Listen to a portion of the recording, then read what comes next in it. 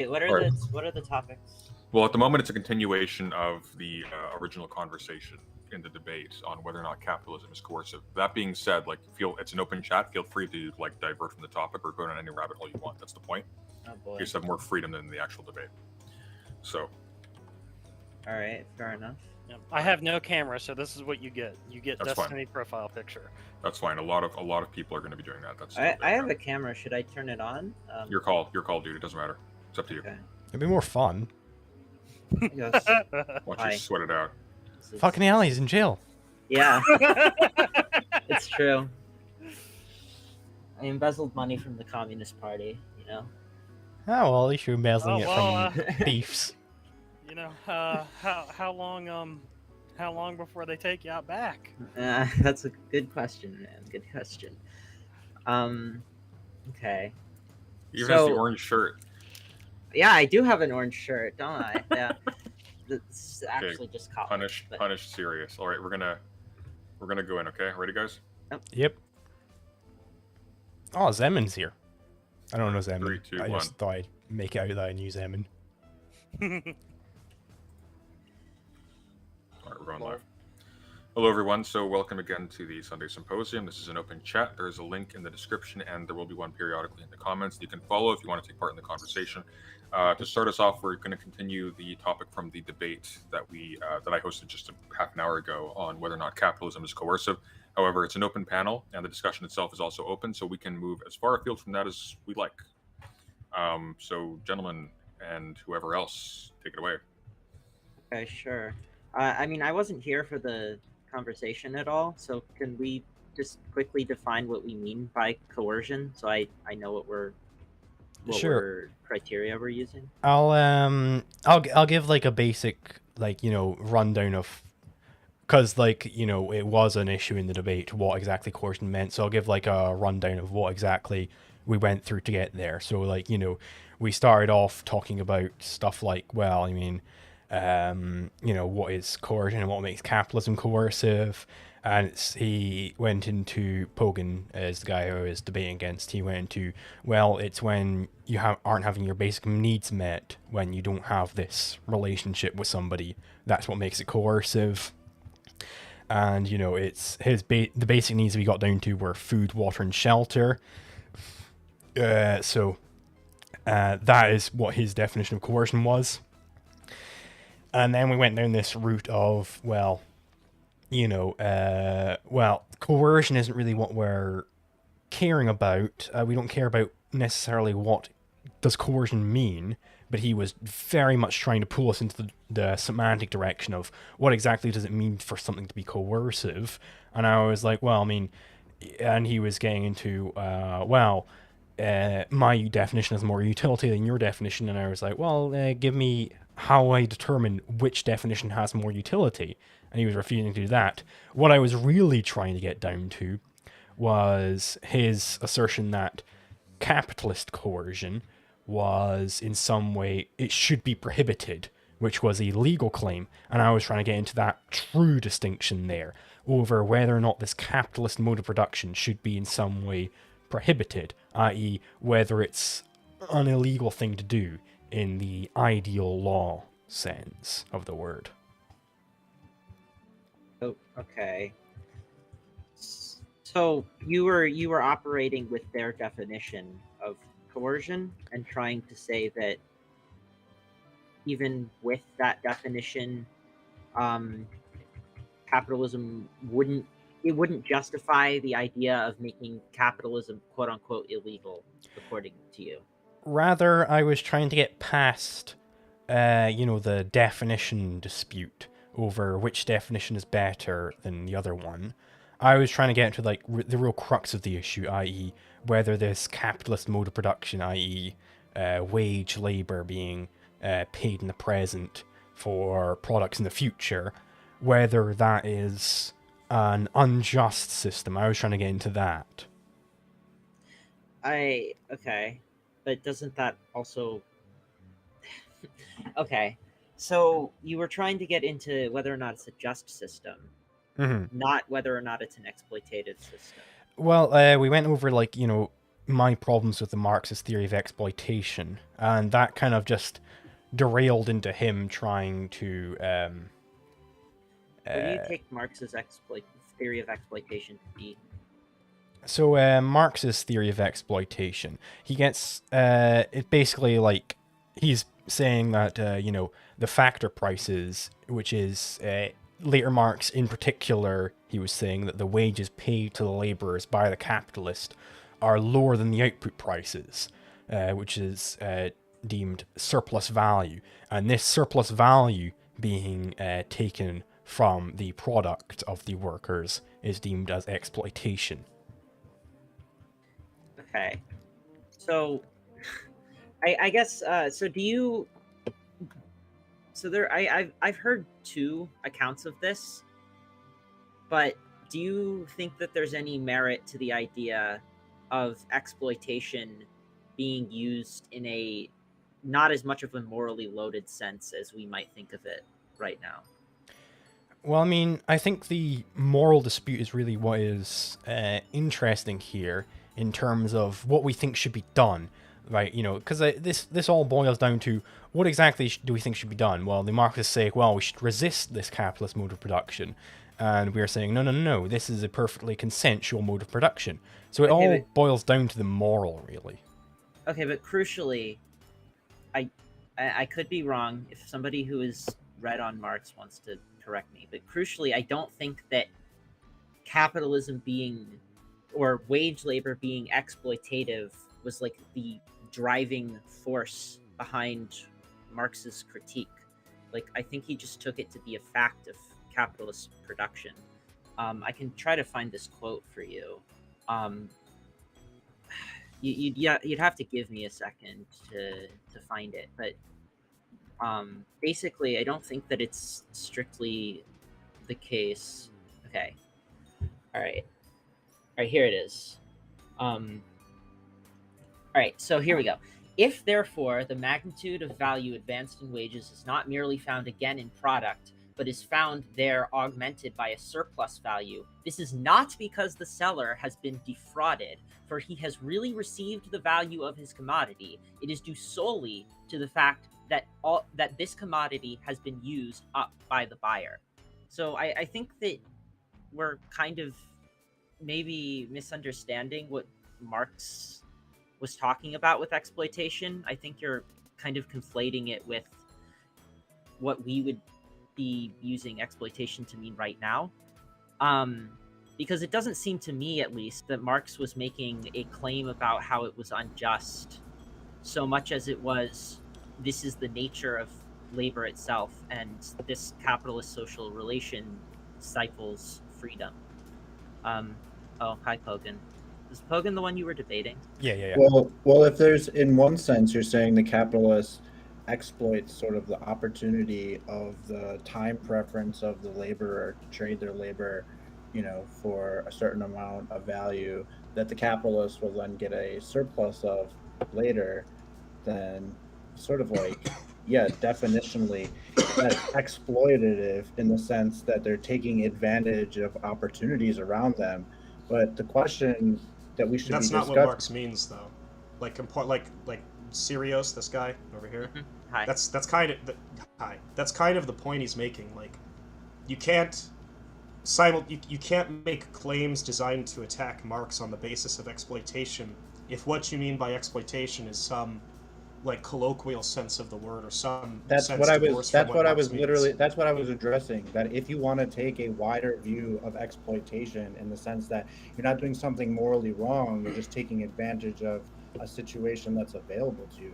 If that's all exploitation is meant by, then sure, capitalism is exploitative in that sense, because entrepreneurs need to exploit opportunities around them in the same way we would exploit natural resources to create capital. Marx, but see, like Marx specifically means when he says exploit, like this is what I'm trying to get across.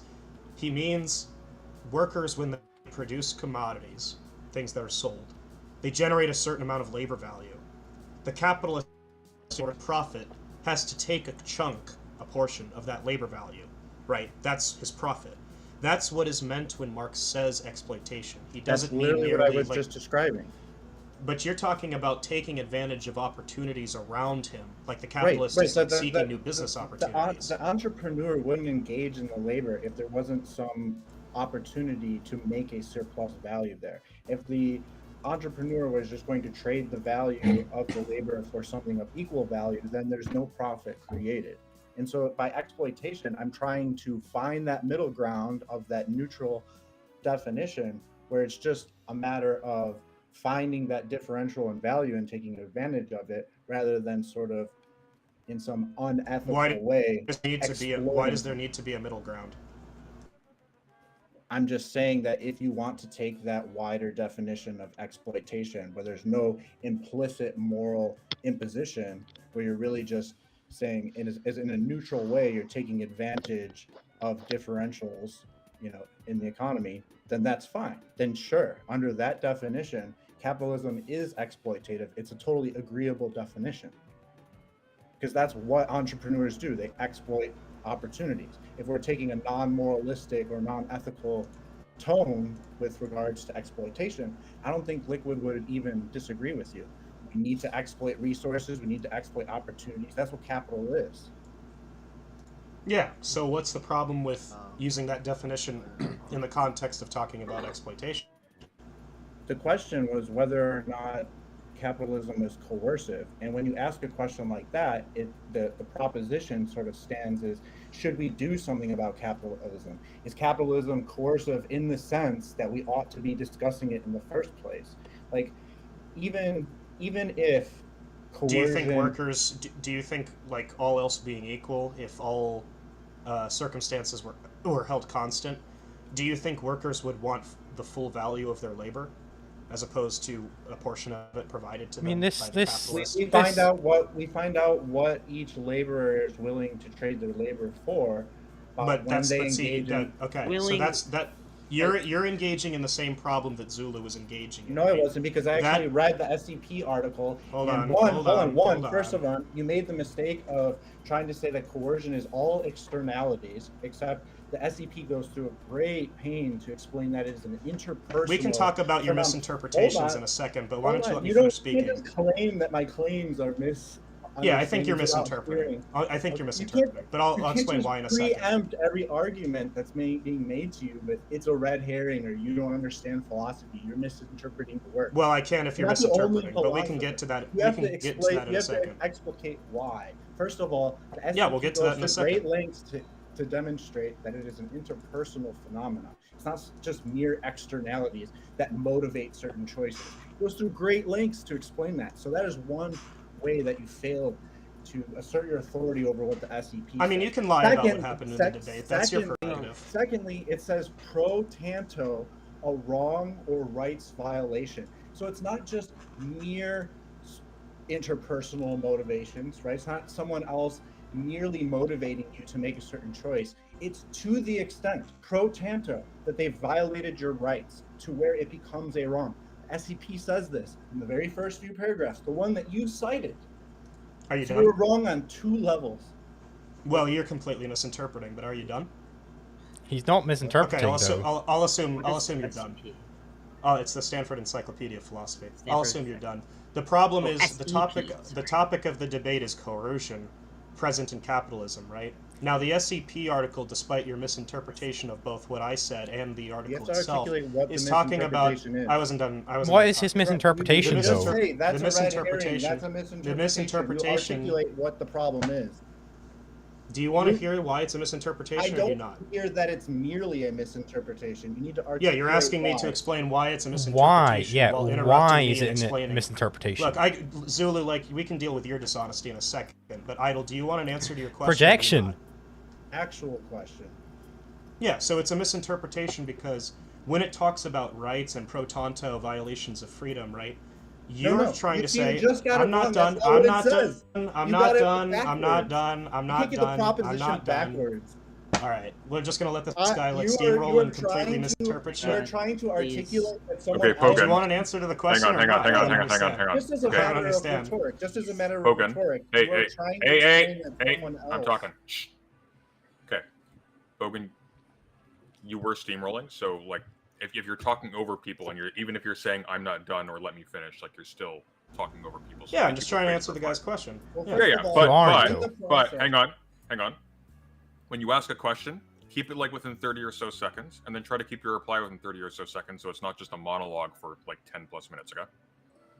Sorry, I'll point get of- you back in. No, hold the on. po- First of all, The in point of the pro- contention. in the process of trying to articulate why I've misinterpreted the document, you just misquoted the document.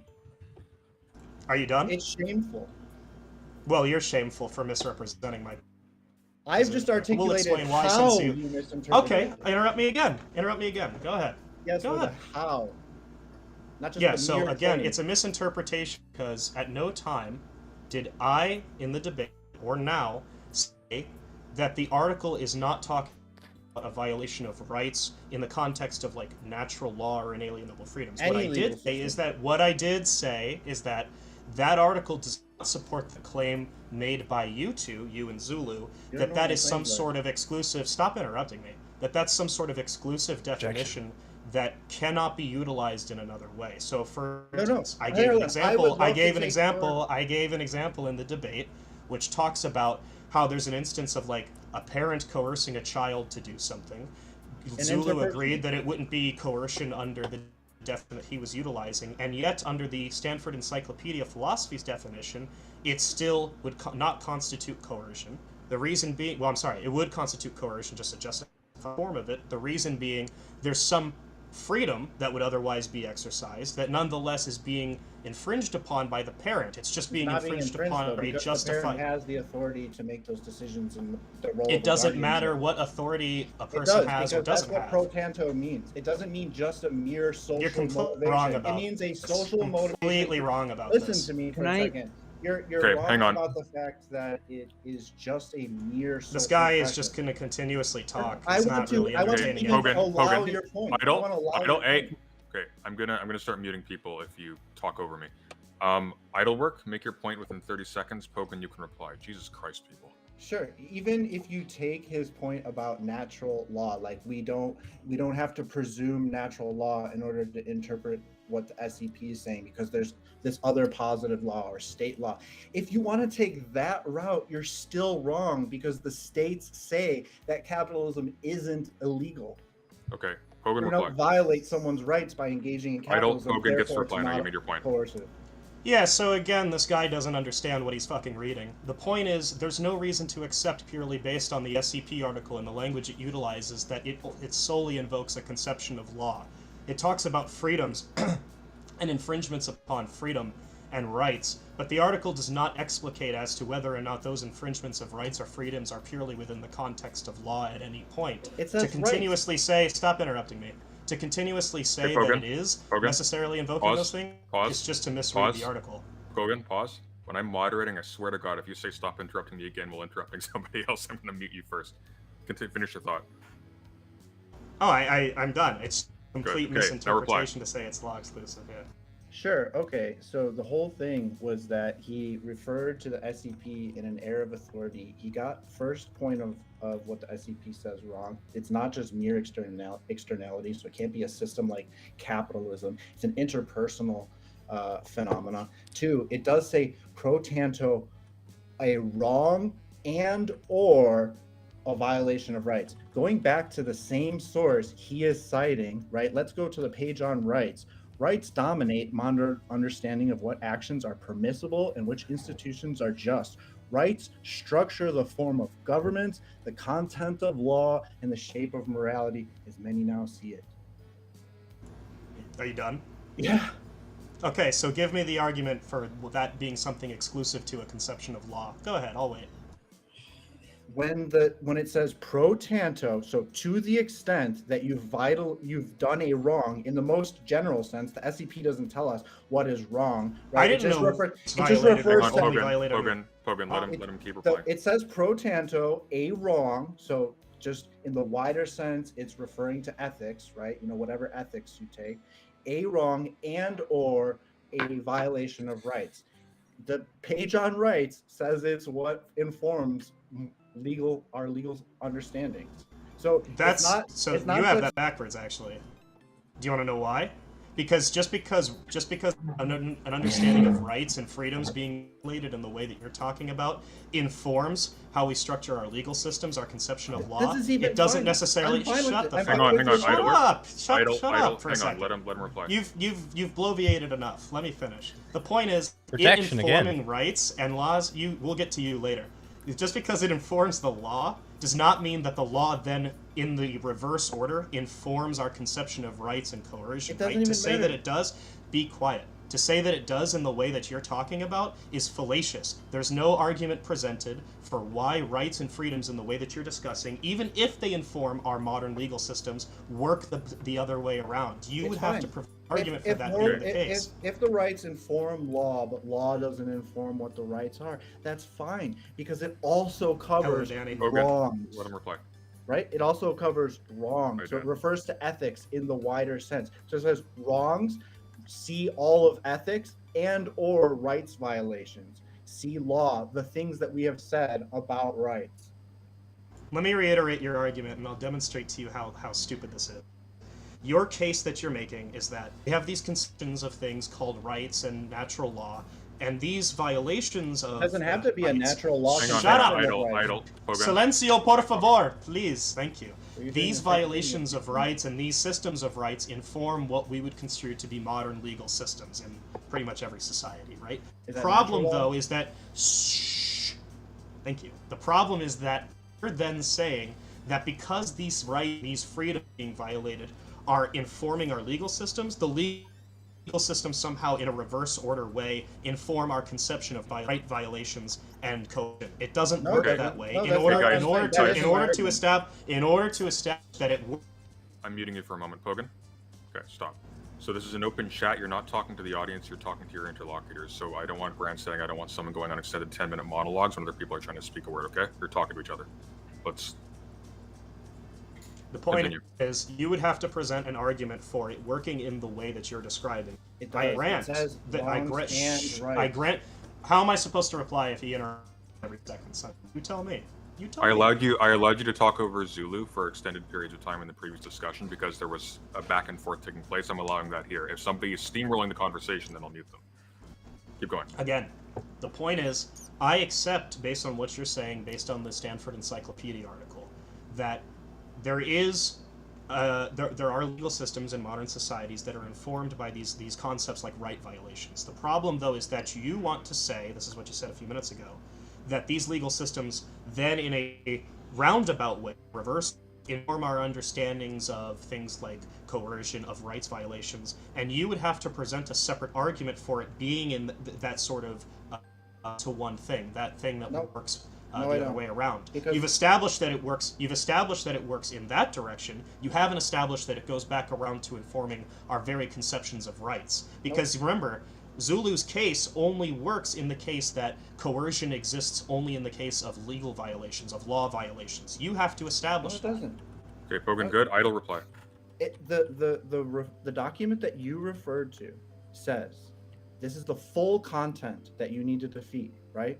Pro tanto, so interpersonal motivations. Pro Just tanto, reading so the phone to book the now. extent, Let him so reply. to the extent that a wrong has taken place, so any kind of wrong.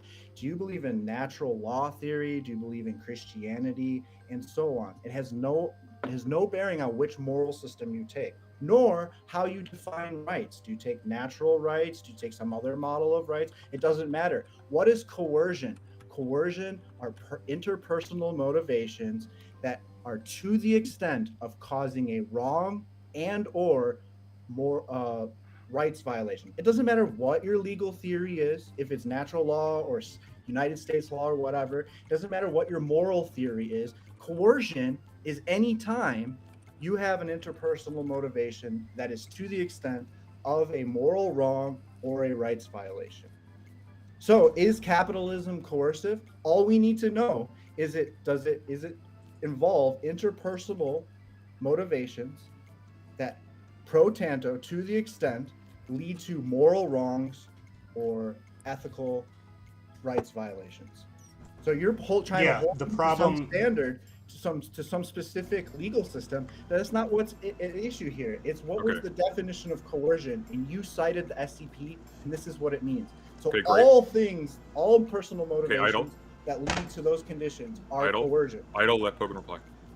So you're just reiterating the same dishonest argument that I called out and exposed as dishonest a second ago. The point isn't that you You have have to say legal how it is. systems in place. Be quiet.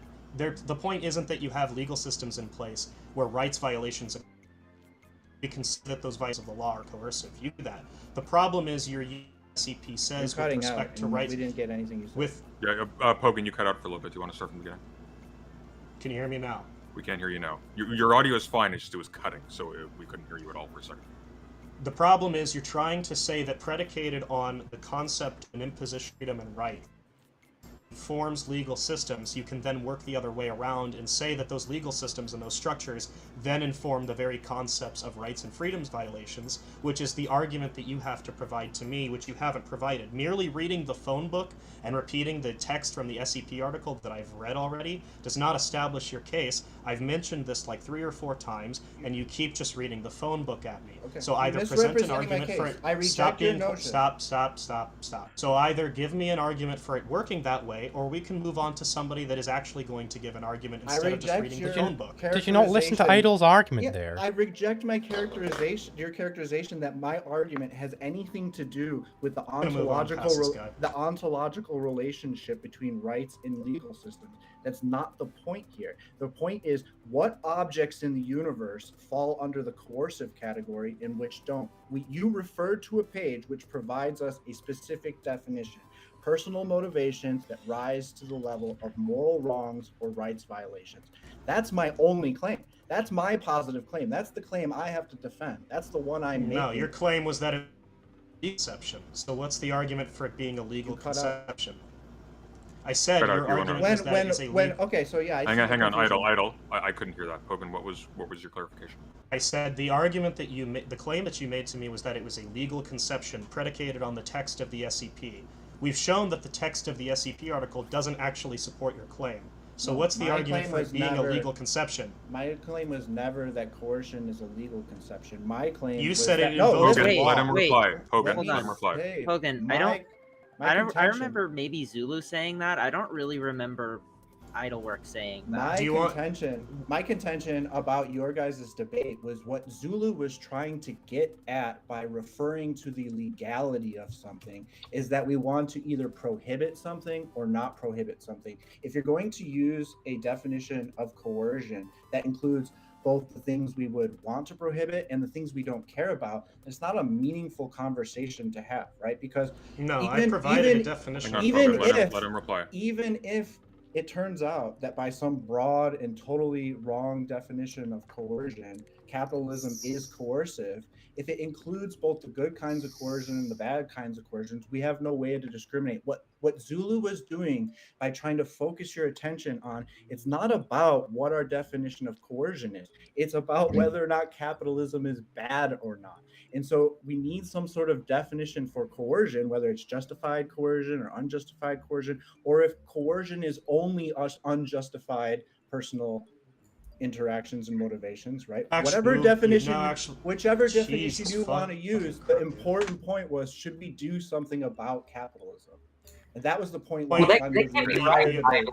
Idle, I wanted to say, well, first of all, very few people disagree or agree rather that coercion is always bad, right? In fact, the SCP states that, right? No, So- the coercion, the SCP specific. That's what pro tanto You're never gonna- moral Hang on. wrong or Okay, rights idle. violation is. Idle, let Danny That's speak. what pro No, if tanto you look at is. the sentence right after, it shows very few people would consider that coercion is always unjustified, right? So if you didn't read all the way, but Right, he even if read it through the were pro not tanto safe- part. Are you talking about the first introductory paragraph? I'm talking about where it says coercion is typically thought to carry with it several important implications, including that it diminishes the targeted agent's freedom and responsibility, and Yes, that now it read is the a sentence after pro that. tanto wrong and/or violation of right. Now read the sentence after that. You keep on going. Nonetheless, few believe that is always unjustified. These people There are you wrong. go. Okay, These so- people are wrong. Pro tanto, wrong and/or violation of right. No. You didn't read the sentence very Oh well. my It was talking God. about implications But and this just makes my point that the conversation, the reason why there was a problem in the conversation was because one person was trying to figure out whether or not capitalism is good or bad and whether we should have it or not, and the other person was trying to make a point about coercion. You stumbled upon the point that I was making. No, Idle. no, The point that I was making. The Just only stop. point that Just shut up for I 2 was seconds and talking. you'll You interrupted me, bro. Let him finish. If all your point is that in a philosophical article there are many ways in schools of thought about thinking about a certain idea, that just proves the wider meta point Zulu was making, that it doesn't matter about the converse. It doesn't matter about the definition. It matters about what we're aiming for. Do we care to regulate capitalism? Listen to me. Wait, Listen, Pogan, it might help that I rephrase what you're trying to say, because I think I know what Pogan's trying to say here. If there's this fundamental notion of coercion, and what Zulu was doing is saying that coercion is understood legalistically in terms of law, let's say, right? But the problem there is that ethically, if you understand it just purely in terms legalistically, then phrases like a coercive law, or it's going to be either tautological or contradictory. The idea is that the law itself, right, can coerce people to do things, or the law can actually free people, right? There can be so there's going to be in other words an open question about whether the law is coercive or non-coercive. So we can't construe coercion in terms of the law. Zulu's not saying what's coercive is defined by whatever's legislation. That's not what he's saying by law. No, but he said it was the law. That's what he means by natural law. If you take aggression, but it's the same. The concept. Listen to me. The concept that Danny is talking about is still applicable in that case, right? Where is the legislation that describes natural law? Which state? You need to stop talking and actually listen to positions rather than making. Pogan, stop fucking projecting. Holy shit! I'm gonna ignore this guy. The point that Danny. Go ahead. You've done it the whole fucking debate. I'm sorry, he's been belligerent, so I'm cutting from the conversation. We'll bring somebody else. Sorry, Pogan, just how it is. I can't have chaos. Right. So. All right, keep going. What I make your point, Danny. You can reply. What I would like to do is actually, get to what Danny was talking about. Get down to the actual essence of this debate. Sure. In a second, Zulu. Just sorry. I want that actual exchange to conclude. Idle, can you finish what you're saying? My very simple point was when Zulu talks about what is law, there are two things going on here. First, in terms of ethics, he's a natural law philosopher. So he believes that the law isn't legislation. It arrives out of discovery through philosophy, right? So that's where he thinks all the rights and the morals and stuff like that come from.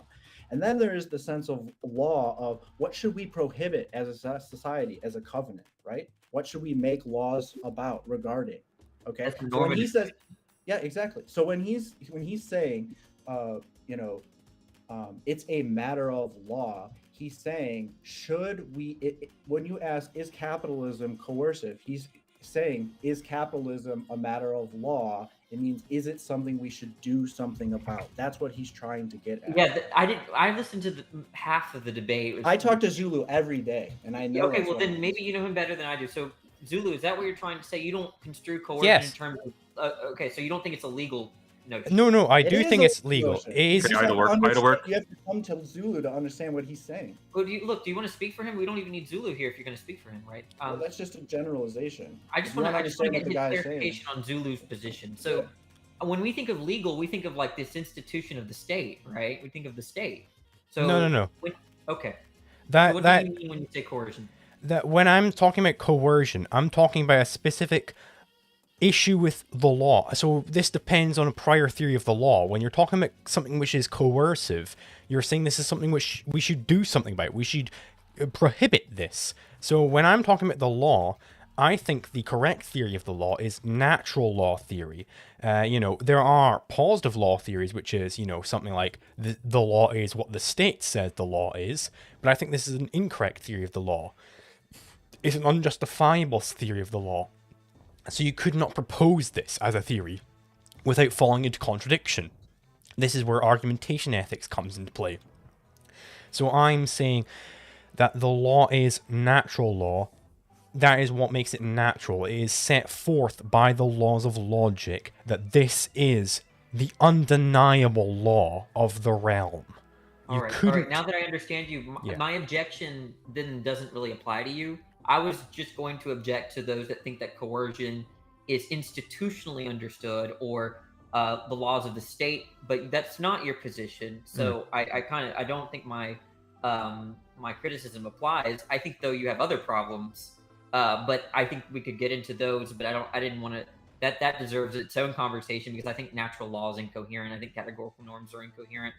But that gets into another direction. So I'm fine with just leaving it at that. I was pushing back on this notion of understanding coercion in terms of what the legislature in terms of legislation, right? And I don't think that makes very much sense. Someone just DM'd me a great way to put it. And it's like law in the sense of if we apply reason to the principles of agency in society, what sort of a priori norms can we discover? That is like sort of a law in the sense of the law of physics. Right. No, I'm just sort of expanding. But someone else put it to me where the sort of law that you're describing is sort of a proprietary ethics, right? What Zulu is trying to do is apply logic to find the law, but what he's really discovering are ethical norms, right? And what the state's law does, right, is it has its own proprietary ethics.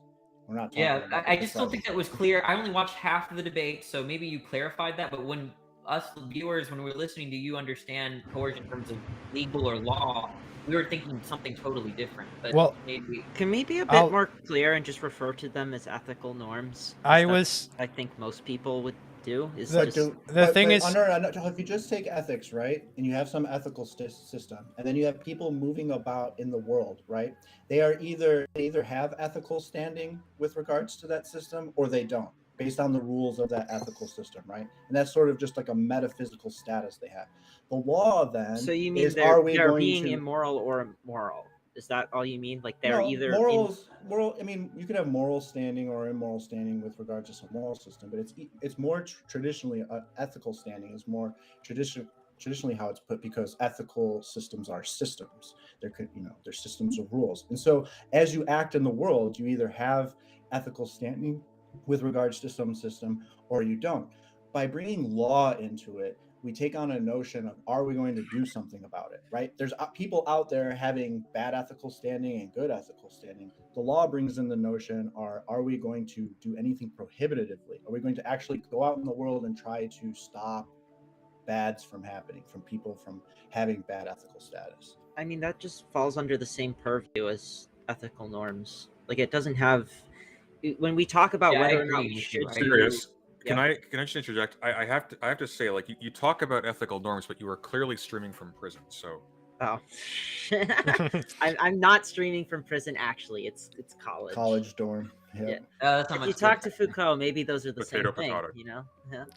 But I guess what I'm maybe confused about here is, like, I don't really see a distinction between these two things. Like, when we talk about what's right and what's wrong, we're talking about necessarily what you should and should not do, and calling it like natural law. But like, it's more than that. It's what we should and shouldn't prohibit. Like, I might say that it's wrong. Those are norms. Those are ethical norms. Right. It is normative indeed, but I might think that it's wrong for Danny to go ahead and chug a fifth of vodka. I might think that is wrong for him to do, but I think it's also wrong for me to prohibit that.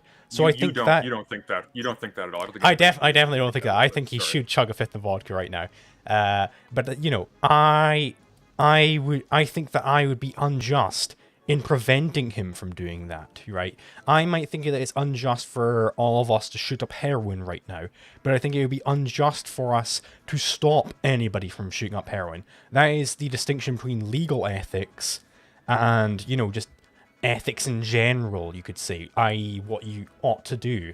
This is... So coercion...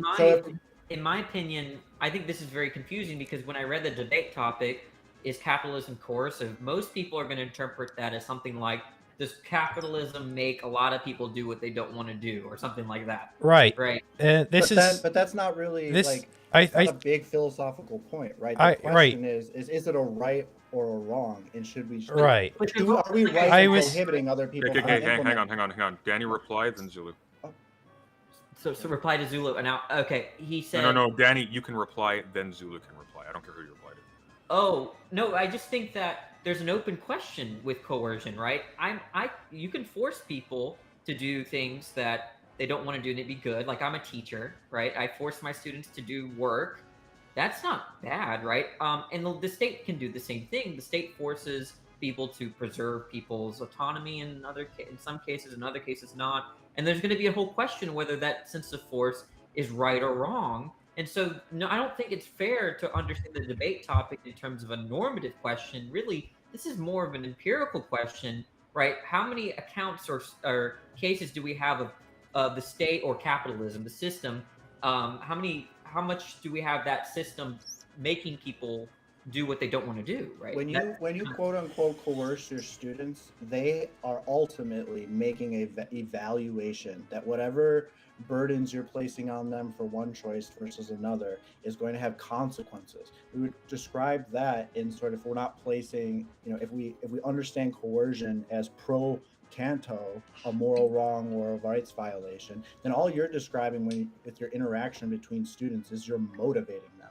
Right? When the state does it, right? If your students decide no, whatever consequences that would come from, being a bad student, I'm willing to accept those consequences. Then they have the ability to make that choice. Now, if you refuse the ultimatums from the state, you have the ability to make that choice in any case, except when they decide to use aggression, unjustified. No, you can still make the choice to submit to aggression. Like if you hold the gun to somebody's Socrates, head, I guess. No, if I hold the gun to somebody's head and I say, give me all your money or I'm going to shoot you in the head, then you have the choice. You're weighing the consequences of either giving up all your money or getting shot in the head, and you've judged that giving away all your money is preferable to being shot in the head. Right. I don't see how that's any different from this anything else. Putting the gun to the head, that would be initiating conflict over the use of that person's head, right? You are saying that, right, I want to use this person's head for the use of shooting a bullet through it. And the person, they don't want to use their head for that use. So you have a conflict over the use of this head. And this would come from a libertarian understanding of aggression, right? When the state enacts violence, what they are basically doing is appropriating your property, whether it is your actual property or your bodily property, right? They're appropriating that property as their own, as means to their own ends, and they're violating that property right. Okay, so that's why it's different from me and the teacher, because at the end of the day, we're losing sight of my claim. My claim is this: that it's an open question. If all you know about a situation that someone's been forced or coerced to do something, there's an open question whether that's good or bad. For me, it depends on the circumstances. Maybe for some other one, it depends on some set of principles, right? It does.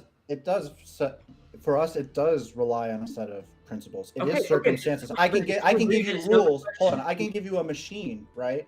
Where you feed it in a circumstance, and I can tell you whether or not it was coercive or not, because I can tell you whether or not it was rooted in aggression, right? Because we have a principle definition. Okay, I don't let Danny reply. Do you agree that it's an open question? What is an open question? If all you know about a situation is that some group or individual is forced to do something or coerced to do something, is there an open question about whether that's good or bad or right or wrong? No, because to be coerced is to have that interpersonal motivation, pro tanto, some moral wrong or some rights violation, and that rights violation is going to be, under the world model of a libertarian, a property rights violation. And that's why the state's coercion is fundamentally different than the teacher or parent's coercion. I think it'd be. That's why we call it motivation rather than coercion. I don't let Danny reply. Then Sirius has something to say. I'm fine with deferring to Sirius. Oh, Sirius, I just want to know what we consider aggression to be, because I don't know that you can. Anytime somebody who does not have the property rights to some property attempts to appropriate that property for their own ends which are mutually exclusive to the ends of the property owner, which is usually just leave my property alone. Whatever my property is in, that's the default state you can assume I want my property to be in, because I am the rightful controller of that property. So if you appropriate that property, you are initiating aggression. Okay, and you think that you could in all cases you can figure out a yes/no answer on whether or not something is. That's aggression. certainly that's certainly the project of ethics and law. Okay, so you agree then that like, okay, so if I threaten someone with a gun, that's aggression, right? Right. So what if instead of like outright threatening someone with a gun, I just like go up to somebody and say, "Hey, You'll be can fired. you give me all of your money? Can you do that for me?" And I don't point the gun Actually, at them, I but love I this. just No, hold the gun. I super appreciate this argument, actually, because how I got into philosophy was through philosophy of language and speech acts.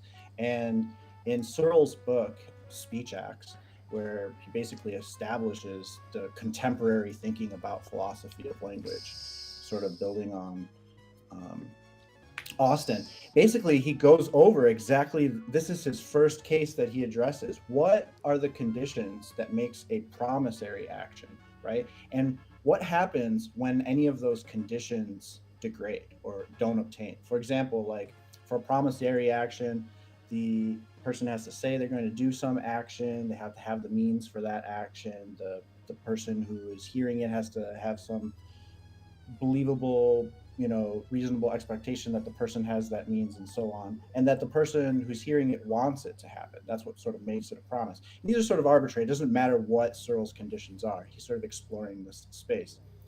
But then he explores, like, what about if the condition that the listener who's hearing the utterance doesn't want it to happen, right? He argues then suddenly the same proposition, the same utterance becomes a threat, right? And so it's not so much about what you say. What you say is the carrier of locutionary force or perlocutionary force, right?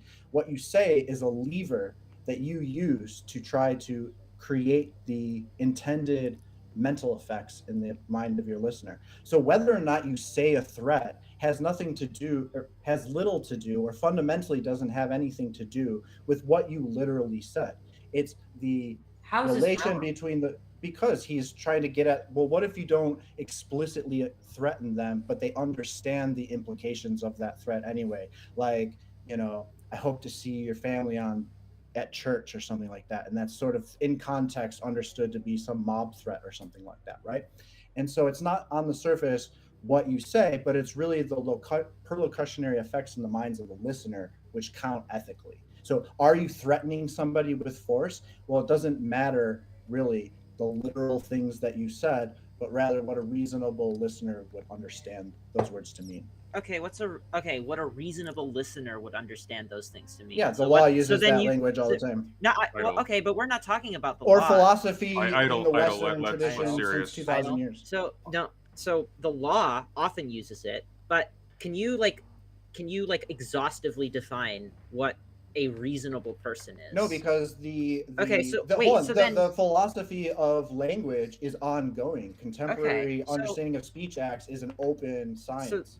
so then you agree that you don't have an exact definition of everything that will and won't be aggression, because Well- as you said, it requires that some standard of what a reasonable person is. If you but gave me you've- if you gave me the actual proposition that were transactions between two people, I could build that machine that told you whether or not it was aggressive or not. The problem in philosophy, not just law, but philosophy, like in formal languages in math, right? We have rules, and you create sentences in a certain grammar. And you can sort of automatically apply rules to gain new knowledge. But the problem with human language is it's not formalized. We don't know exactly how human language relates to logic, and so it's true. We cannot prove in some sort of objective sense what the right interpretation of any utterance is, and this is why conflict arises, and then instead of going to war, you would arbitrate.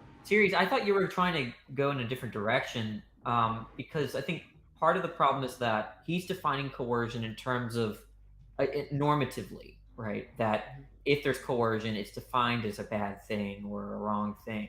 Do I understand your position correctly, Idle? Yeah, because we have the word motivation.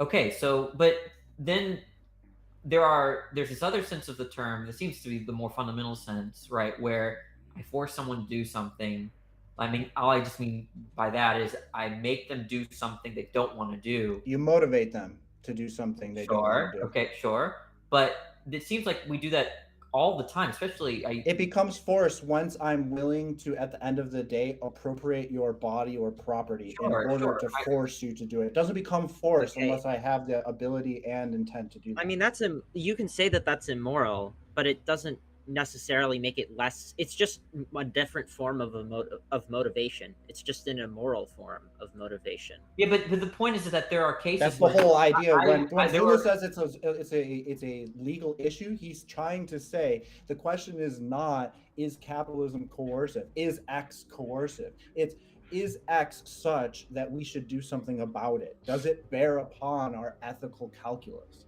That was the question that really mattered. Is there some property about capitalism that offends our moral or ethical intuitions or reasons? This is just mistaken, right? And I was trying to give. It's not mistaken. Hang on. Well, I'll give you an example, right? Do you think there's anybody that should be in prison? Serious, obviously. Exactly. Yeah, he clearly is. Yeah. If you think there's anybody that should be in prison, it's obvious that they're forced to be there. They're right. Right. Yeah. So it's people who are, people who have imprisoned others. Obviously, should be in prison because that would be a just retribution against them. They've imprisoned others unjustly, so they should be imprisoned. Okay, so but that's kind of there's a coercive element there in the sense that it's not coercion because they're allowed to do it. You're allowed to. Hey, Danny, liquid reply, and then Idleberg can come in. When you put someone in prison, you're forcing them to do something they don't want to do. I think that's the sort of essence of coercion that tracks with our language, right? When we say someone coerced me, I'm saying someone forced me to do something. And if you think that coercion is defined as something wrong, something bad, then you're committed to thinking that nobody in prison is forced or coerced to be in prison because they ought be in prison. Well, assuming they were in prison for a just law. Assuming they were in prison for a just law. It's not liquid and serious. It's not just to do with something that they don't want to do. It's something that they could not deny the right of you to do it. They could not, through estoppel, they could not deny that you are allowed to imprison them. If they try to object to it, they would find themselves in contradiction. So therefore, they could not object to it. So therefore, you're allowed to imprison them. Yeah, it's a simple fact that you're treating all violence as aggression, but that's not how it's the initiation of conflict, which is aggression. So if someone is putting a gun to your head and you shoot them first, right? You've initiated violence, but you haven't initiated conflict. Therefore, your act was not aggressive. That's why if you violate the law, the policeman is allowed to put you in jail because he has the ethical status you don't. Wait, hold on. Did you blowing just your mind there a little bit? Wait, can I understand? I want to get a clarification. So maybe I misheard. Did you say that putting a gun to somebody's head is not aggression, or is? I'm the person. No. If you defend yourself, you're not even though you're engaging in violence, in force, you're not engaging in conflict initiation. Therefore, your acts are not aggressive. Therefore, you don't lose moral standing or ethical standing. All right, so that's why the policeman and the teacher are totally different, fundamentally different, because at the end of the day, it will result in force. That's what coercion means. And then are you, it's just going to end in force. And then if you're justified, then there's no coercion, right? You are just carrying out the stopping of someone else acting out aggressively. If you're not justified, then you are the one who's acting aggressively yourself. Okay. It's a pretty simple calculus. No, can I run through some like increasingly stringent hypotheticals to try? Nobody interrupts Sirius. He's in jail. He doesn't have a lot of go for it. Yeah. So all right. So we agree that like punching somebody, that's aggression, right? Not necessarily. I mean, if you asked me to punch you, then it wouldn't be. Hang on, let him. Assume in every case that I'm using here, whatever you're doing is unprovoked. You're doing it to somebody who hasn't done anything to you. Okay, so punching somebody, that's aggression, right? Mm-hmm. Okay, so what else would be aggression? So if I use a weapon, even though I'm not like touching them like myself, I'm using something else that maybe isn't my like own body, it's still aggression, right? Mhm. Okay. So, what if I'm on the other side of the world and I press a button that Sirius is punished. Sorry, and I press a button to explode a pipe bomb in your house. So that's also aggression, right? Yep. Okay. So like what I'm trying to establish here is that like spatial differences and temporal differences are not really a factor in We whether or just- not something is aggression. Oh yeah, it is. We discuss it all the time in libertarian circles. Like you have an intergalactic society, right? And you have some sort of storage facility, and somebody leaves their goods in a storage facility and then sets off to the other side of the galaxy. And then 1,000 years later, somebody comes across this property essentially, and they have the question, is this property abandoned, right? There's an epistemological problem here, right? The person who owns this property is on the other side of the universe. How can we know whether or not the property is in abandoned status or not, whether or not the property owner has abandoned or just intends to keep storing it there? What I think what Zulu and I decided on is that the person who comes up to the property makes an epistemological wager, right? If they think that the person is never going to be back, if they think that the property has been abandoned, then they can go ahead and appropriate that property. If they were wrong and the guy comes back, right, then he can make his case to some arbitration that, this was my property all along and this guy just took it. Or he might be right in his wager and the guy is dead and is never coming back. And so he never has to make that epistemological argument. So yeah, just practically speaking, as an agent in the ethical universe, you're just going to have to make epistemological wagers like that. That's very interesting, and I would love to get on that kind of like train at some point, but I'm going to continue because that's not really what my point is. Like, and assume that like you are directly intending to violate somebody. Yeah, it's you placed a pipe bomb in my flat right here, and you have a button which can do it. That would indeed be an initiation of conflict, so it would be aggression. No matter like what the intermediary means are to engage in this conflict, you might have many different intermediary means. You might have like a Rube Goldberg machine, which will, you push over a domino and it'll do a whole sort of crazy effect, which will eventually get down to me having my pipe bomb exploded on my house, right? Which is a very interesting correlate between what you say and what the actual effect in the mind of the listener is. Yeah.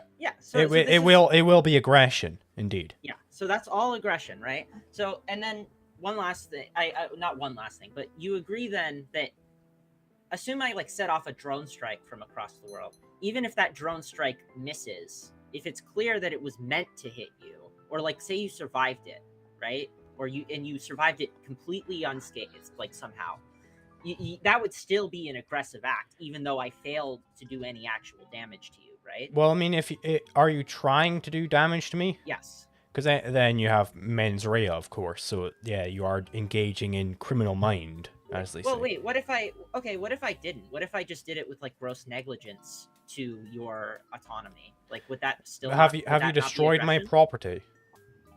Yeah, if you have no mens rea and you shoot a bomb that leaves him, in the principled sense, unscathed, then actually nothing bad has happened. No ethical violation has happened. You haven't appropriated his property. So that seems kind of strange though, right? It's so because consistent, like it has such a high let him reply. Because it has such a high likelihood of what's it called, of like doing something bad. So like for example, like what if there was a button, okay, and the button, when I press it, there's a 99.99999% chance that all of humanity will be wiped out. But on the other hand, it has a 0.00001% chance of giving me $1. If I push it and like by some miracle I get the $1, you have to concede that that's not like an ethical violation. Right, Like, It's you not, put it- but it's a moral violation, right? We how? wouldn't How want is it a moral No, violation? no, because I get to pick my own morals. I wouldn't want to live in a society where people are so risk susceptible, so amenable to risk. I even Hang think on, it would I even think it would still be an ethical violation. I think it would still be a legal violation because you're essentially pointing a very large revolver at all of humanity, and you're saying, "Hey, I'm going to pull the trigger now." You only have one bullet in the chamber. You've spun the yeah, chamber. you kind of have mens rea, right? Even Yeah. though you're leaving I it don't up think to a that's mens gamble. rea. You No, are totally. you are You're deliberately yeah. pulling the trigger at all of humanity. But you're not doing okay, it for but the then purpose of then how does that not? You are also taking Okay, it okay, for the okay. purpose Hang on. Leo wanted to say something, and then Yeah. Sirius, and then Idle and Liquid Zulu. If mens rea means like criminal intent, you're not pulling the trigger because you want to kill all humanity. You're doing it for the dollar. It's just an No, but accidental that's not- consequence that might happen. You That's not what want to mens do rea the means. action though. Guys, You want to do the action, which is what mens rea requires. You want to perform the action of pulling the trigger, and the pulling of the trigger is a criminal intent towards most of all of humanity, right? And the You reason are why it's wanting criminal- you're wanting to do this action of maybe killing all of humanity. Exactly. You don't Yeah, know that's whether why- this hold on, trigger hold on, pull hold will on, actually kill them all. Idle, on. Idle, let Leo reply. So the reason why it's criminal is because of the likelihood of the damage, right? No. Yeah, Then why is it at all? it's the spin of the trigger. It's the spin of the spool, and then you are going to pull the trigger. That But is a what about criminal that is- action. What about it is illegal or criminal? You are initiating conflict over the use of all of humanity's bodies. But how are you okay, but initiating in the conflict drone if strike that's a example- negative? Sorry, go ahead. Serious. Yeah. So in the drone strike example, you guys said that if your property came out unscathed, then No, it no. wouldn't If be a you violation. were Hang on, Liquid, aiming Liquid, away, Liquid, let him finish his thought. Then you can. Well, yeah. So like, clarify. what I was trying to say is that like something can be aggression even if it doesn't like directly affect any of your property. Like if I do a drone strike but miss, I feel like that's still aggression, right? Or I do a drone strike and like your No, house is just made of an indestructible material. you were and nothing happens. specifically saying that you did not have mens rea here, i.e., you were aiming at something else. Because that is the difference here, is the mens rea in your example was that you were trying to aim at something else, i.e. you did not want to aim at my house. I'm trying to say Okay. it's intentional. Yeah, so then- Aggression has to be intentional. Okay, so yeah, so you're saying No, has it doesn't to be... have to be intentional. That's Okay, what he just said. Okay, here's the You problem. have to is want that to do I the think that- I action. think, guys, Hey, I think Idlework and Sirius? Zulu are trying to argue two different points, and No, it's no. kind of confusing me. We're not. There's a superset here, right? If I agree with you, just, too. if I accidentally blow up your house, right? I throw a cigarette out and it burns down your house. I violated, even though I didn't mean to do that. I violated your property. I got to pay you back for the house, right? That doesn't require the mens rea because Hey, I've damaged your property. Zulu and Now Idlework. we're talking in this. Hold on, we're talking in the sense where I don't damage your property, and yet I took an action with mens rea to damage your property, but failed. That's a different situation. Yeah. So you disagree with Zulu? Zulu thinks No, we agree. both agree. Hey, Zulu and Zulu- Idlework. Hang on, Danny. Zulu and Idlework. Agree on a position here, please. And then- We do agree. We agree that if you have, What I'm there saying are is state it. basically, I'll go through the situation. I don't know how many there are because I'm kind of drunk right now. Right, we can have the situation where there is both mens rea and actus reus, i.e., you intended to do the act, which is initiatory of conflict, and it actually happened. In that case, we both agree that it is indeed criminal. And there is the case where it is not actus reus, but there is mens rea. That is indeed criminal. You tried to do this criminal action, and you failed. It would be something like attempted murder, where I thought that, throwing a feather at Serios would kill him, but it didn't actually kill him. Then there's also the case where there is no actus reus, but there is mens rea. I don't even know what that would look like. It would be something like, I suppose, I thought that turning my light on here would kill Serios, but it didn't. That would also be criminal, because principle- I couldn't, object to punishment on that front. And then there is the case where, neither actus reus nor mens rea is fulfilled, and in that Nothing's case, happened. nothing's happened. Is not engaged in conflict with anybody. I didn't intend to be criminal towards anybody, and I wasn't criminal towards anybody. I think that's the case of, Idol's flicking of the cigarette, and it didn't light That's up the full a Matrix. bomb, right? Yeah, that's the full matrix there, but it's easily to state it. If you fuck with someone else's property, knowingly or unknowingly, you are in the wrong. Yeah. If you try to fuck with someone's property, regardless of whether or not you are successful or not, you are in the wrong. It's a simple calculus. Yeah, So but you both, there's you a lot both of- sign off. Hang on, before I let you continue, Danny. Do you both sign off on that? You ratify that? Yep. I think that's good. Do you think, can you think of any counterexamples or any thing I missed, Idol?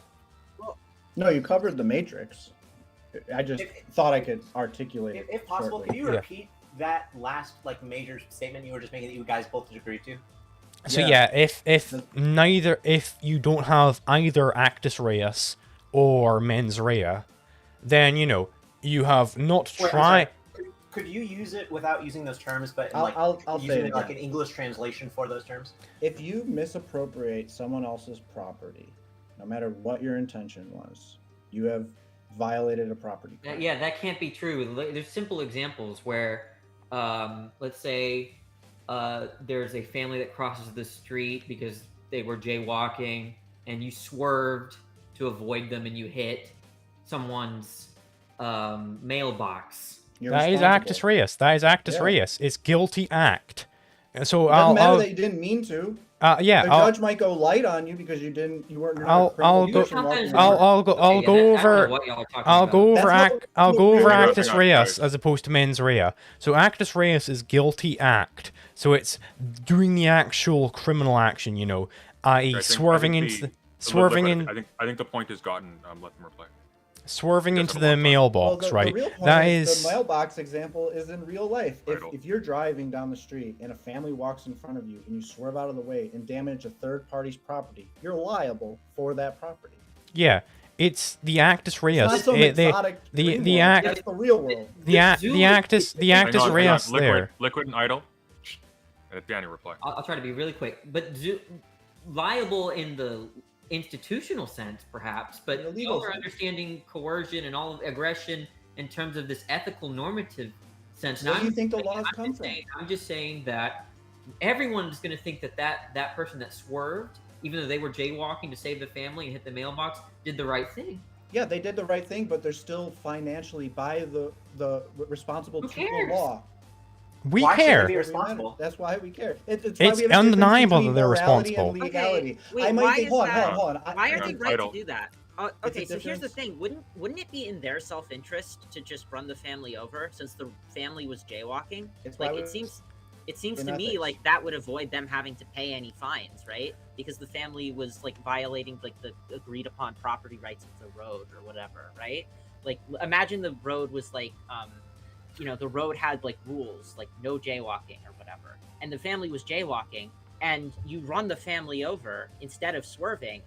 It seems to me like you did the right action because they were violating the property You did rights the legally of the road. permissible action.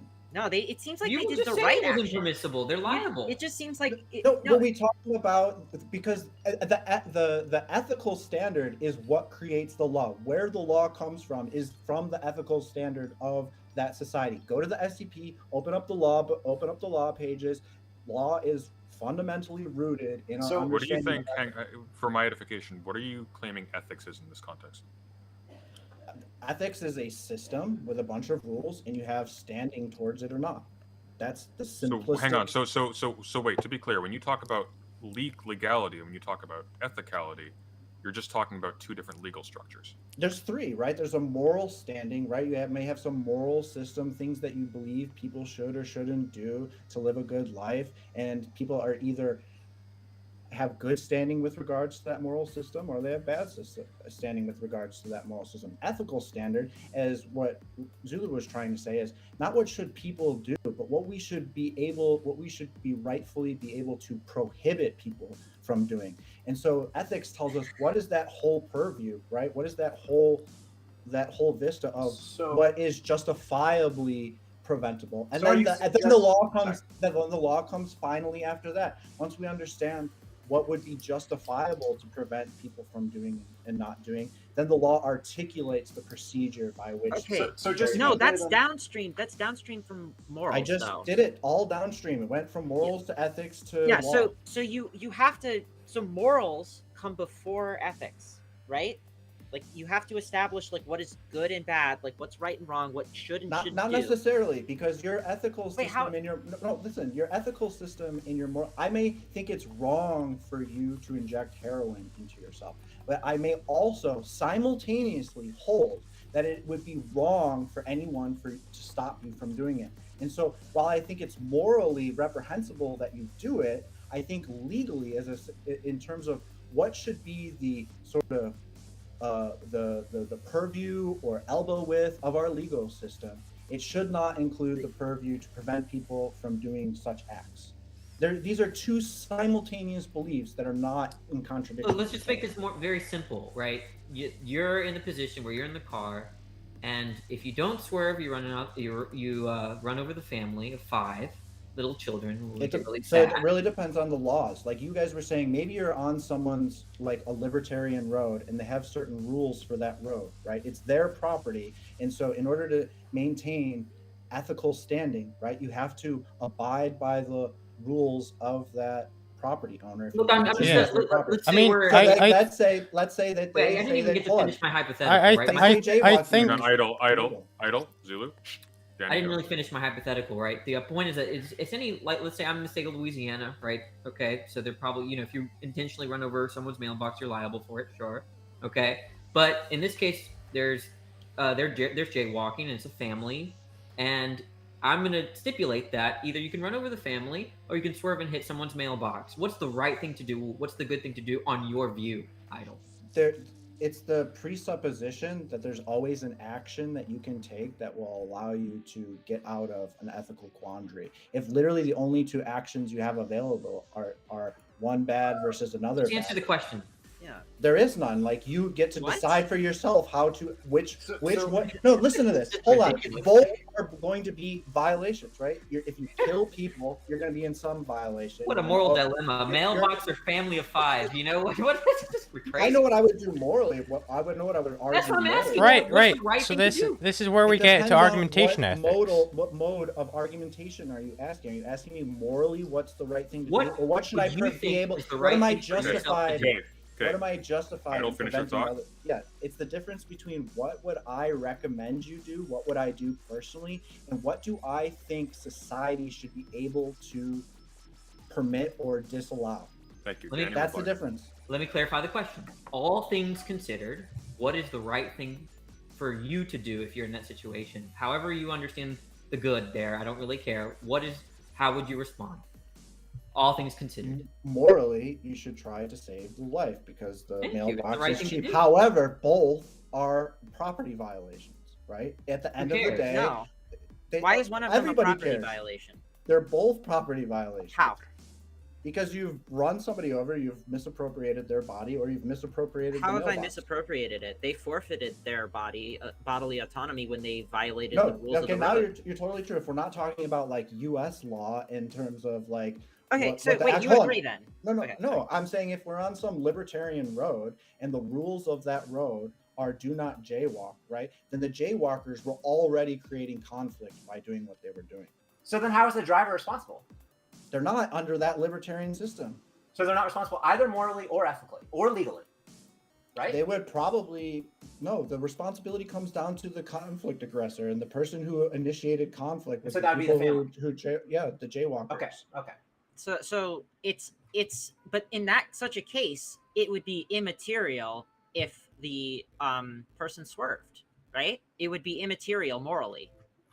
I don't understand what you're asking. Well, it wouldn't. You wouldn't need to say that one of them is because you've reduced all things to property violations and fundamentally your body, if it's just property and that's the same as any other kind of property, right? So when we talk about running somebody over on a libertarian road, like I'm assuming charitably. Wait, can I get a clarification real quick?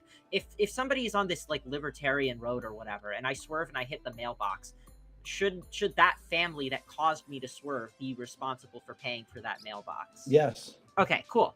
So, And someone just DM'd me, an even harder core libertarian, who said, I think you're wrong about the family issue. You should unequivocally hit the family because they are the initiators of conflict. yeah. And I think that goes down to more of a principled argument, right? He's just trying to point out that it is the family who's at fault for whatever happens because they initiated the conflict. But here's that thing that comes down to that moral wager you're going to make, right? Like, even though you are in the ethical right for mowing down the you're not going to have to pay any damages or whatever because they were all in the wrong. Even though you can do that, it's ethically permissible. I don't recommend it. All right, Why I'm gonna take wouldn't my you lead. I recommend think I'm done there. Thanks for having me Sunday. I have a channel. Y'all should subscribe. Phil Talk. So I'll catch y'all later. Thanks. Okay, thanks, Danny, for coming on. Take care. Seems kind of weird though. It seems like you're in a position where you should have to advocate that they do run down the family, right? No, why? Because both things are ethically permissible, but neither is more. Like, it's up to your moral. Why wouldn't it that's be why better- to live Okay, your so life. wait. What Why wouldn't it be if better? the person who what if one of those people, like, what if the mailbox is like super special to the person and they don't want to, like, they don't. This like ties any into an replacement that it interpersonal has. comparison of utility here, where Yeah. you're talking about how special something is as opposed to something else. That is a but comparison this is what of I'm saying, utility is here. that you are fundamentally, when you swerve and hit the mailbox, you are sacrificing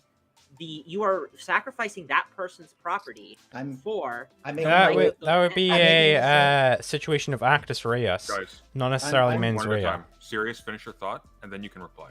So I guess what Really? I'm trying to get at here is that if we say that the family is in the wrong for crossing, then you shouldn't be doing things that put anybody else at risk in You're not avoiding that. obliged to. No, Moreover, it seems like you moreover, You're the just saying that. parent. And that's not what we've Did articulated. I not just say serious? Finish your point, and then you can reply. Serious, finish what you were saying. Yeah. So it seems to me like it's more consistent to say you ought to not swerve, because in doing so, you are damaging somebody's property. And even if that person, like the person who was jaywalking, is liable for it, you are still, like, you're not replacing an exact replica, right? There's an easy answer.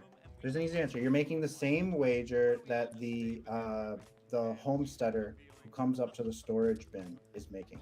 Doesn't have, he doesn't know how much value the owner of that mailbox puts on that mailbox. He has his own moral intuitions about the value of human life. And so he swerves and that hits that mailbox. And perhaps that mailbox was really valuable. Maybe it was a family heirloom and it's going to be very hard to replace and all of that. The ethical agent must make epistemological wagers. We live in a physical universe where information travels at the speed of light and everything. So, and we can't, and there's no pure reason, right? Empiricism destroys pure reason. So we can't just have an ethical system that Can anyone ever be responsible for making an epistemological wager that ends up with the wrong decision? Yeah, that we already went over that. There's a guy who leaves a bunch of stuff in a locker and then goes across the universe. You have an epistemological problem where you can't ask the guy whether or not he abandoned his property or if he's just holding it for another 1,000 years. So you must make that wager. Do you appropriate that property, assuming that he has, abandoned it? If he comes back, you're going to be liable. He can make his case and he can show a judge, like, look, I own this property. Here's my receipt and all that. And now you're liable. If he never comes back, then it was abandoned, right? And you made the right wager and you're not liable. Okay. Can I? Well, I wanted to ask some questions. So, Idle, in the context of liability, you're obviously going to agree that sometimes we should change maybe some of our our obligations towards other peoples or our permissions, depending upon what's actually feasible in a society. So, for instance, Well, I did. No, I'm going to assume that you think that, right? No, I mean, I literally just said, our principles hold true no matter how far away the property owner is. If he goes so far away... No. then it I'm just becomes talking a in general. possession. So, for instance, imagine there's only two possibilities. Either you can have a slave society where some people live, or you can have no slaves and no one can live, right? Which society would you choose? It's like a incoherent question, right? How's that an Society where- incoherent A question? You're society just where no dodging one the question. lives? Yeah, like they all die because there's no slavery, and those are just the two possible worlds that you They can mean a society in which everybody dies as a consequence of how it's structured, not a society in which everybody is already dead. Yeah. I mean, I guess I would go with the one for slavery, keeping out the hope that could be some sort of revolution. You know, when you extinguish all life, Okay. then... Well, then we've basically said that what is it? You've conceded something like an ought implies can. We can make imperatives, and so far, we can actually follow through with that, right? So, in an ANCAP society, I haven't really thought of like extreme libertarianism in a very long time, but I'd assume you have like a insurance system there, right? If the market requires one. Yeah. So, if you have like insurance and there's sort of like this legal system, and there's only two possibilities, where one hits the actual mailbox, or one hits the family. It could be the case that you can argue due to prior obligations, they're going into certain contracts, right? Going into a contract to pay, certain premiums every month, so that, if you get into this sort of situation, you're not really liable for what you do.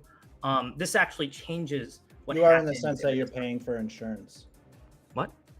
You are liable in the sense that you are paying for insurance. That is the fundamental idea of insurance. Yeah, but what I'm conceding that's the whole point why I'm building up this scenario. You have prior. You said you wouldn't be liable. You are liable, and then the insurance. No, you're not. No. I'm saying liable. that given these obligations of paying the premiums every month. When you crash into somebody in the real world today, in the U.S. law, if you run into somebody and you have car insurance, you're liable for their property damage. Right? So your insurance company agrees to pay on your behalf, but you are still legally liable. So we're talking about two different things. We're talking about a moral. I was just liability. Idle, let Max reply. We're talking about a moral liability where there are two possibilities. There are just two possible worlds that we can. Well, there's moral liability. One is and where ethical you liability. Idle, let Max reply. Ethical, moral liability, that's what we mean, right? And No, we assume synonymous. that these things ground the legal system. I don't care about what the legal system says right now because your society doesn't exist. So you can't just appeal to these laws that exist in the current society to say this is how we'll do it in this other society without a justification for why you would keep those. You see, it's a circular sort of logic that you're giving. So what I'm saying is that because you sort of concede ought implies can, and because you say that a lot of these questions, they actually depend on the prior obligations that people have. It could be the case that they aren't liable because you can set up a system where at least it's the case that, for whatever reason, we just don't apply sort of moral fault to those persons. And given the case that we know that those are the only two possibilities, then we can construct a system where it would just be fair that they don't become liable for such a situation, right? I would challenge anyone else here to re-articulate Max's claim to a circular argument. Specifically, the circular argument I made, and then his articulation of that circularity. I challenge anyone else but Max. I challenge anyone else but Max to do it. Okay, Sirius, you're up to the. Was that you speaking? What? I didn't say anything. Somebody spoke. Can I just was anybody paying attention to Max such that they could re-articulate? I would need to review the interaction to be able to do that. Yeah, so let me repeat it, right? We generally ground our legal system based off of our ethics, right? Yes, the ethics come from. Yeah, so you can't just appeal to how we use like legal liability in that wasn't without a justification for why that would be the case. When I refer to U.S. law, I was just giving because there's two possible domains of law. If you've been in this conversation from the beginning, there's an idea of natural law, discovered law, principled law, the sort of law we start with axioms and use reason to discover norms of, and then there's the proprietary ethical law where like a state like the United States has a code of laws, right? I was using the US as an example because I had already also given the libertarian example. All right, here's what I'm gonna do. We're coming up to the end of my allotted streaming time, but I want to give Max and Idlework the opportunity to hash this out for a few more minutes. So, Sirius, I understand you probably your outdoor time is probably coming up, and Liquid Zulu, I realize it's very late in the UK, so I'm going to let both of you go. Stay out of trouble. Sirius, I hope you learned your lesson, and Leo, I'm going to send you off as well. Right. Liquid and Serious, you don't have a channel, do you? I have a Twitter if somebody wants to. Sure. Just shut yourselves up before you go. Yeah, sure. I'm. Let me just post my Twitter in chat. This is my Twitter. I don't know how to boost it, but you did it for Danny. I can't boost it from the private chat. It's the private chat. But if you put it in the comments, I can boost it Oh, there. comments. Okay, Yes. comments. New comments. How do I? It's not letting me leave anything, but I'll do it. Hang on. okay. There's a lot that I wanted to get to that I couldn't get to, but that will be a topic for next time. It's a good discussion. Yep, Thanks, you're welcome back in. everybody. You're welcome back anytime. Yeah, All right. Obey the law. Good night. Yeah. All right. See ya. And your own morals. Mhm. Oh, he has no morals. Okay. And Liquid, I'm gonna shoot you off as well. Shut yourself out. Yeah, my name is Liquid Zulu. I do debates a lot. I make anarcho-capitalist content, which I know Present Sunday's audience will be very into. YouTube.com/Liquid Zulu. Get out of here. All right, Leo. Say goodbye. Oh, okay. Thank you for having me on. It was All right, great. yeah, I guys. loved talking for the 3 seconds that I had. I just. Yeah, I guess see you guys another time. Yeah. Didn't get a whole lot of talking room, but that's how it is sometimes. See you guys later.